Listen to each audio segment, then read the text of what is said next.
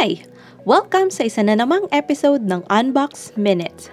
Ngayong episode, titingnan natin itong external drive na backup plus hub galing kay Seagate.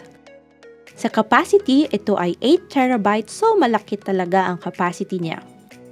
At pwede rin siyang gawing hub para sa USB devices kaya meron siyang additional USB ports sa harap. Sa side, meron din siyang compatibilities info para sa Windows, Mac at USB. Sa likod, meron din siyang information sa compatibility connections at iba pa. Tara, tingnan na natin ang loob ng box. Kung nagtataka kayo, itong device na ito ay may 2-year warranty. Ayan, nakikita na natin ang ating main drive at iba pang kasama sa package. After natin mailatag, isa-isahin natin sila. So meron siyang power connector na may hiwalay na plug circuitry at isa ito sa mga notable change na ginawa nila. Meron din siyang USB cable na Type A that supports USB 3 speeds.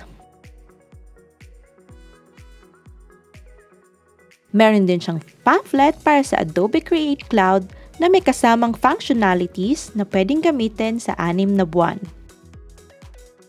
Next, meron din siyang user manual para sa connection information at iba pa. Yung main drive naman, black piano color drive siya at glossy. Sa baba, meron siyang serial number at iba pang impormasyon. Sa harap ay yung Seagate logo na umiilaw pag connected yung device or ginagamit. Meron din siyang 2 USB ports na USB 3 compatible at iba pang configurations. Sa likod naman yung computer at power connectors. Pwede mo nang i-pause ang video para basahin ng specs. Para sa deep dive review ng drive na ito after siya i-test, huwag kalimutang i-hit ang like and subscribe buttons. See you in the next videos.